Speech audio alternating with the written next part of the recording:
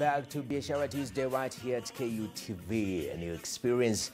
And I tell you, my friend, if you know what taxation is all about, or you don't know, today you're going to be informed more because we have an expert in the studio with us. And this morning we have Jeddy, Ms. Jeddy Ochuodho, the manager of tax education from the Kenya Revenue Authority. Madam, karibu to the studio. Asante, thank you very much. So you're the manager of, tax education.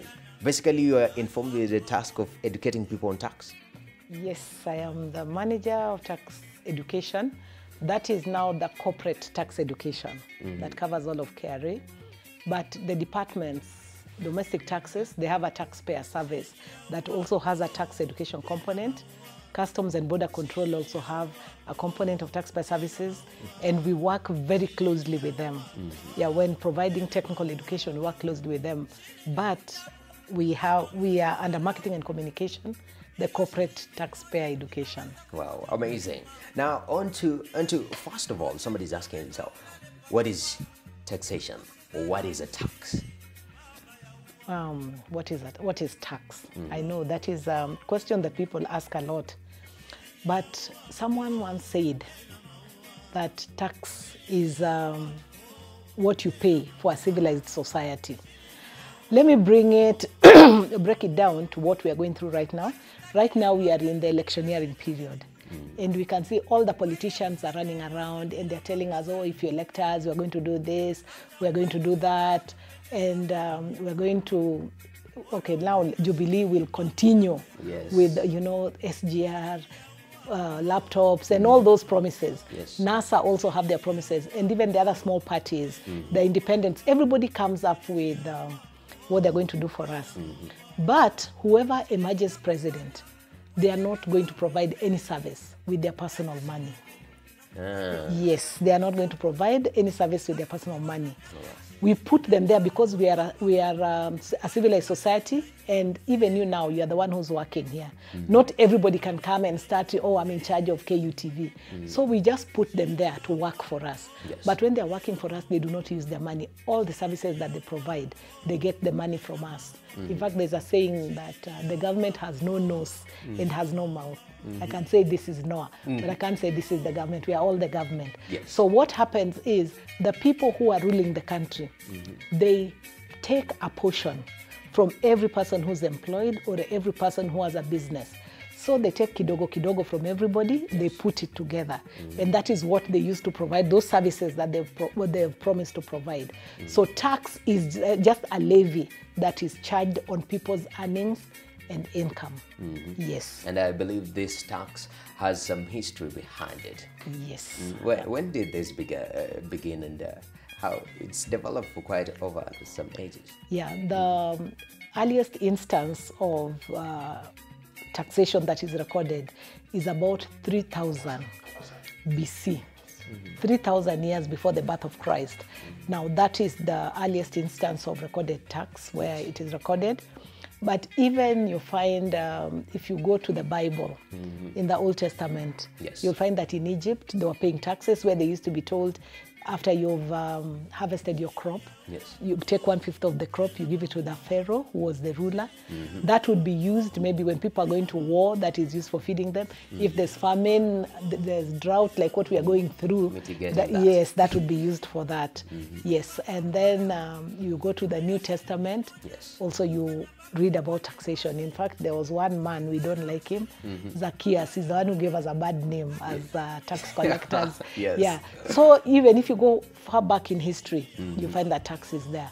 And even if you come to the colonial period, even before we were colonized, there are ways that even now when you come to Africa, the African countries, the communities, the way they used to live together.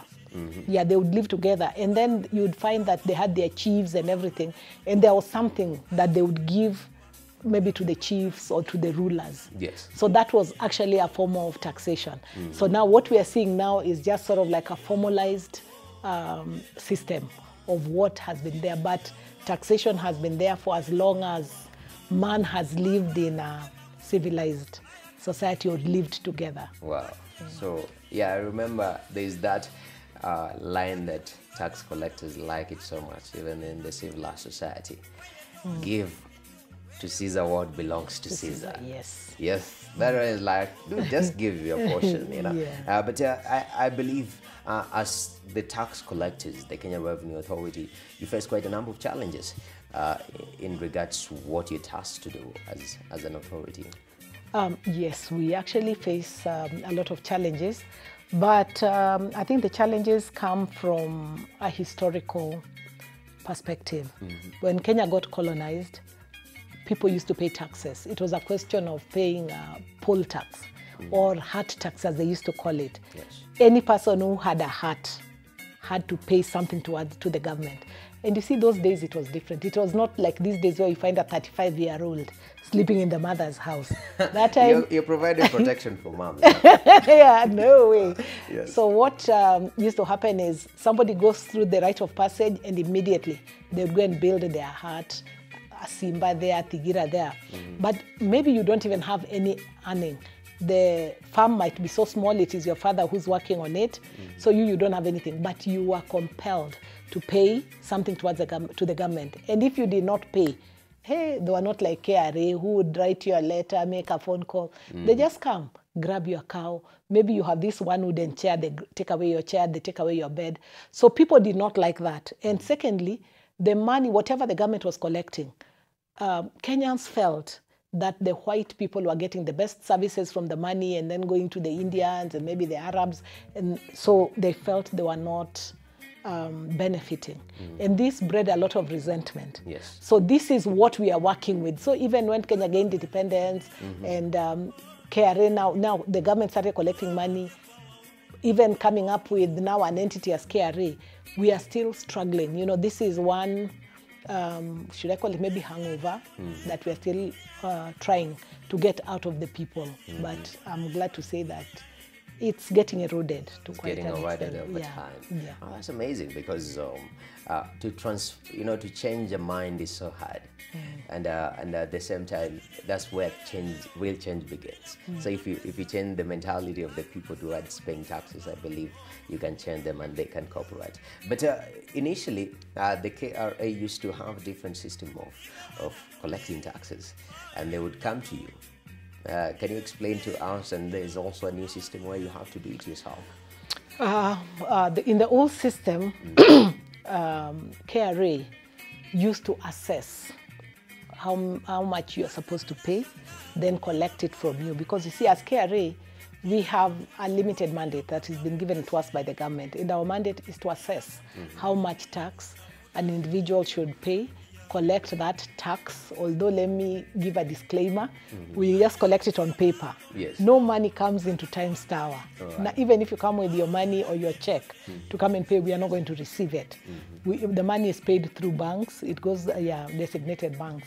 And then it goes directly to the central bank, the exchequer, and then it's the National Treasury that disburses the money that has been collected. Even when KRA collects 1-point-something trillion, we really do not have a say on how it's going to be used. Yes. We have a say just the way every other Kenyan has a say, because people are told, okay, during the budget process, people are actually invited to come and give their views. So that is how we also come in, although we also have a team that works with the Treasury during the budget making process. But this is comprised of many people from different places, the manufacturers, employers, different people.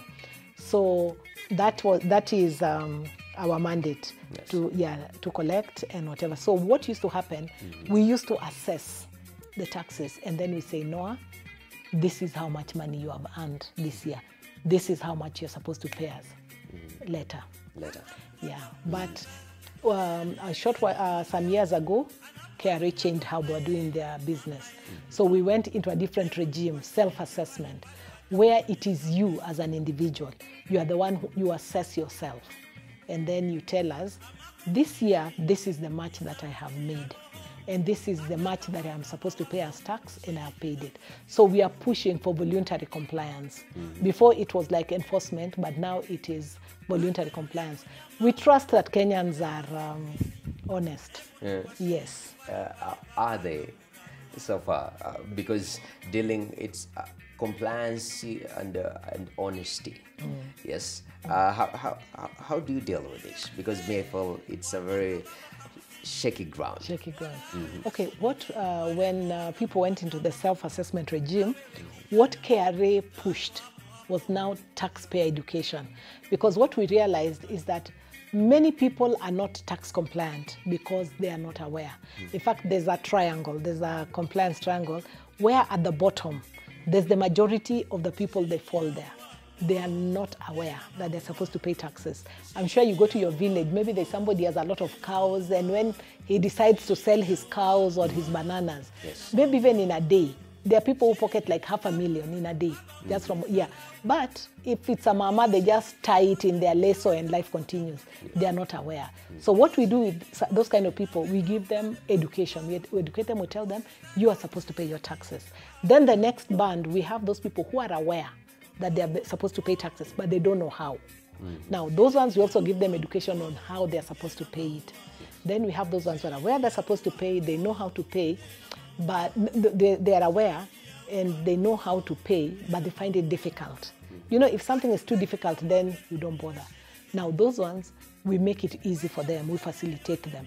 Hence our famous iTax, you know, you don't have to come and queue in KRA, you don't have to do what, you can do it from your house, from your office, you can go to a cyber, it's easy. Then now we have those ones who are aware, they know how to do it and everything, but they are not really bothered. Now those ones, we push them, you know, we nudge them. Public notices, you know, threat kidogo kidogo here and there. And then unfortunately right at the bottom, we have the die-hard evaders. You know, those willful evaders won't pay, you know, whatever you do now. Those ones, we have enforcement. You know, people imagine that, okay, we have enforcement. Those ones, we will take you to court and you could be jailed. We will freeze your account. We will auction your goods. So that is, much as we let you exercise voluntary compliance, it's not, we don't just leave it kabisa. We have audits, you know, we have audits, people are profiled, and if we decide that, his lifestyle is too much, you know, it's not, he's saying, oh, this is what I earned, but when we look, that vehicle, you know, the shoes, no, we decide now this one. Wacha tumwangalie vizuri. Unafanya in-depth analysis. Yes. Very important. And that brings me to the importance of taxing. Because now, you've spoken of the die-hard funds. Those guys who will stop at nothing to evade tax. Maybe the information is that the reason is we are not informed. You haven't given us enough reasons as to why you should take my money. So I'll do the best I can to keep my money away from you. So if you don't mind, what are some of the benefits that are accrued to paying taxes? The benefits are many. Even when I was coming to KU now, I've struggled. I have gone through where Kikuyu, then Wayaki Way and everything to reach here. But the minute I hit the Thika Super Highway, I was in KU, basically. So you can imagine if we had like 4 or 5 super highways in this town, you know, all this traffic that we cry about, it wouldn't be so bad. So when the money is collected, the government looks at various areas and decides how I'm going to use this money. That is how infrastructure is provided. Building a road is expensive. We have very rich people in Kenya, rich people. But have you heard of any rich person building their own road? They don't. Hospital, are they building their hospital? They just fly out for medication. Yeah, they just fly out for medication. But you know, there are times before you're able to fly out for that medication, you need to be stabilized here, you know, otherwise usiishie huko kwa mahewa. So the money is used for provision of infrastructure. We have free primary education that has been ongoing for the longest time. And whatever people say, me as an individual, I think free primary education has helped a lot of people. At least it has kept people in school. We have subsidized secondary education. Medical services. You know, there could be hiccups here and there. I'm not very familiar. But when you go to a public hospital, you will somehow or other get some basic medication. Mothers, when they get their children in public hospitals, they will just walk out, you don't pay. So there's provision of all these things. And then there are various funds, the youth fund, the women fund, money that is used to try and set people up. But one benefit that people never think about is that sovereign pride. Yeah, you see, if we pay our taxes and we are able to run our own affairs, then as a country we have a voice. I'll give an example. I'm a mother. And right now, unga is an issue. Somebody says if you're able to drink mala with sugar in it and with ugali, hey, weni baba yao. Yeah. You're bowling. Yeah, so you can imagine, as a mother, if I don't have food, yes, I might tell my children, laleni tu mungu yuko. And then the next day, I don't have food. The third day, no, I have to do something about it. Yes. I'm going to take off my pride, go to my neighbor, and ask my neighbor, you know, give me some unga or give me some maize and beans I'm going to give my children. But you see, so long as my neighbor is feeding me, my neighbor will not respect me. If I plant my beans and my neighbor's chicken comes and eats those beans, do you think I'm going to go and stand for my neighbor arms akimbo making noise? No way. And it's the same with the country. You know, if we are not able to run our own affairs, yes, as a country, we'll have to borrow. We have to go out there, we borrow, we take loans, grants, and whatever. But once they give us that money, we cannot decide that maybe what we want to do is to buy maize. They might give us that money and they say, no, before you buy maize, ebu fanya mambo ya electricity.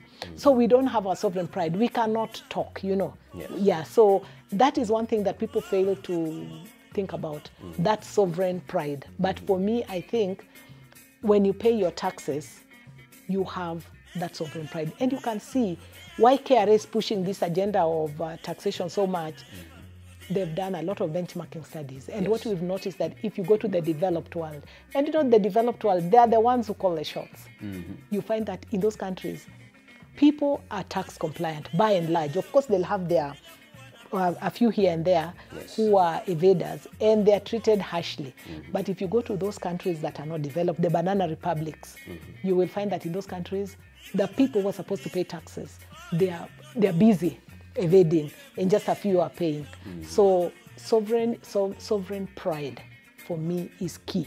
But even provision of these other services, yeah. Important. So those are some of the benefits those that are some are of the accrued benefits, to paying taxes. Mm. Currently in the country, there's this big concern in terms of getting so much into debt. Of course, you have explained matters sovereign country. Now, what do you think the potential that the Kenyan taxpayer owes or holds vis-a-vis what you're facing as a country in terms of debts? Can Kenyans, if we maximally pay our taxes, be able to offset the kind of debts and these other hiccups that we're having in our economy? Okay, I'm not an economist as such, but from the way I look at it, if every Kenyan who is supposed to pay tax, who is eligible to pay tax, paid their taxes faithfully, I tell you, the country would, I don't know whether they'd be able to pay off the debt, but the country would be able to sustain itself without going out to look for money, borrowing the money. Why do I say that? In 2002, 2003, Kenya Revenue Authority collected about 200 and something billion. That was 2003, 2004. And then there was a tax amnesty, 2004. People were told, if you've not been paying your taxes, you've been given an amnesty, just come forward. You'll only pay what you're supposed to pay. There'll be no charges, there'll be no penalties, there'll be nothing. And Kenyans came, you know, I think at that time there was a new government and everybody was upbeat. So people came in, and as they were paying their taxes, they were now brought into the tax bracket. And from that time, the collection just started skyrocketing, 400 and something, 500, 600, 800. And right now, KRA is doing 1 point something trillion. Yeah, now we are doing about 1 point something trillion. But what we are cognizant of the fact that there are many people out there who are supposed to be paying their taxes, but they are not. In fact, currently KRA has a project which is called tax-based enhancement. Yeah, there are many people who are supposed to be within the tax bracket, but they are not there. So what I know is that if people came into the tax bracket and people started paying their taxes, honestly, we would be in a far place. We would be in a far place. I don't know if it would be able to pay off the debt. I don't think it would pay off the debt instantly, but I'm sure we would be in a position where we are not borrowing. Of course, I'm talking of a situation where we are collecting and using for what we are supposed to use. Yes, there is a potential out there. Pesa iko kwa nje leteni. Pesa iko kwa nje. Watu walete. Walete. And one question that one reason why some people have given, one of the reasons why they don't pay taxes is they know they are paying to support government, are doing their thing, their projects and whatnot. But they see massive misappropriation of these funds. And you see billions getting lost. You don't know where they're going to.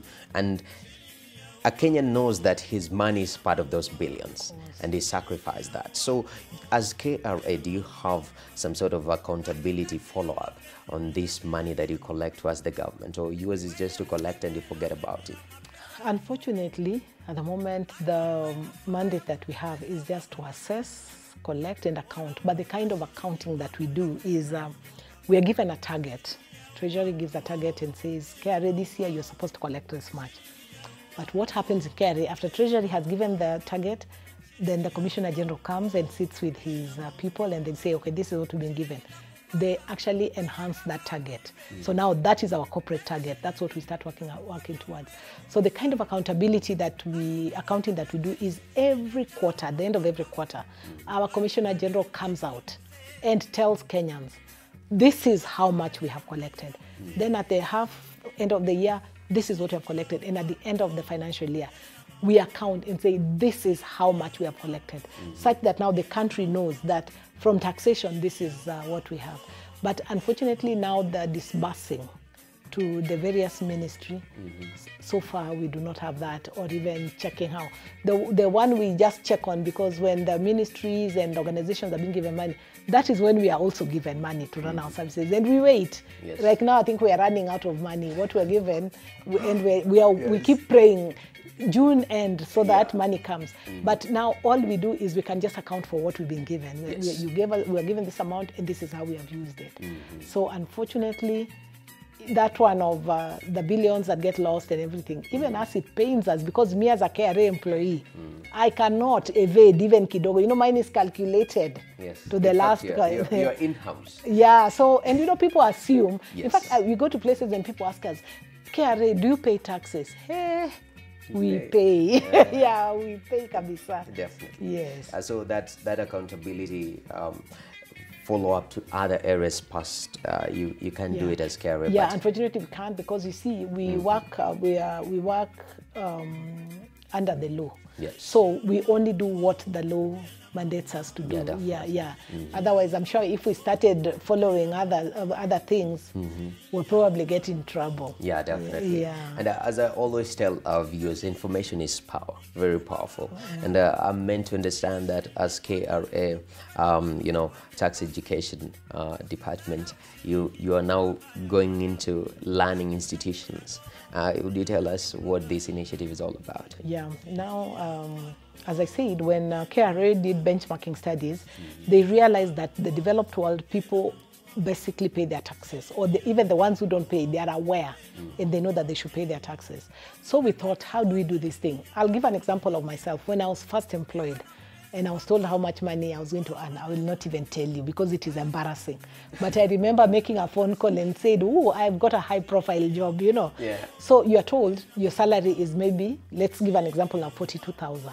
So you are working that month towards your 42,000. You've already said, I'm going to look for a house of this much, what. Yes. Then when the money comes, it is not 42,000. Yes. Reason, the tax has been removed. Many people are not aware. They just start saying, oh, our new easy, they've stolen from me. So we thought, let us start with the students. Let us go to secondary schools. We started a Schools Out program in 2012. We have gone to over 800 schools in this country, all over the country. Yes. In fact, even right now, there's some of my officers who are in Nakuru. They'll go to Kericho. Every day we go to schools and we have a short presentation. We just give the students what is tax, why they should pay their taxes, so the benefits, just basically what we've been discussing. We started it, and then we realized if I go to a school, Kenyatta University Secondary School, for example, and talk to you, Yes. and then I start going around the country, when will I come back again? 8 years later, so we said, let us form tax clubs. So we have tax clubs in schools. We give them activities that they do. We have joint functions. We've been having conventions. We start at the regional levels, and then we go to the national level. And the last national winners were actually awarded. Wow. Yeah, Future Taxpayers Award by the president. That is how high we have pitched it, yes. And right now we've started bringing the students into KRA, you know, just to like understudy what we do. Yeah, like we had students during the last holidays, they came and some were taken to legal, they went to court and saw how people act. Some went to the lab, they were shocked, oh, you mean KRA has a lab? One was attached to my boss, the Deputy Commissioner of Marketing, and this young girl managed to go for we call it Team 1 meeting. You know, now that is the meeting on 30th floor, a boardroom that many people have never stepped inside. And but because, it's like she was shadowing this person. Yes. So we've been working with the schools. And then we decided, let us go to universities, because these students of ours, they finish and they go to universities. Yes. So last year we started a tax society. We call them in universities tax societies. We have gone to over 27 universities all around the country, private, public. And with the university students, we do it differently. We train them. So we went in, we trained them on registration, iTax registration, and filing of returns. So what we told them, help us to file returns, because there are many people who are filing and Kenyans do it last minute. Yes. So the students did that, and the top universities that gave the highest statistics actually got awarded again by the president. So you can see even the president is really encouraging us in all that we do. So we work with the students. Now we are doing module 2 with them, where we are taking them through VAT and how to file VAT. And then we are going to give them introduction to customs and border control, after which we will certify them. Yes. But we do a lot of things with these university students. They're our brand ambassadors. We had our first university tax conference with them last year. We are now planning for the second one. We had a tax innovation contest. Yes. Right now we are working on refresher. But the reason why we are doing this, we're trying to inculcate that tax-paying culture from people when they're still young. We want people to go into the job market knowing what they're supposed to do. We want them to understand.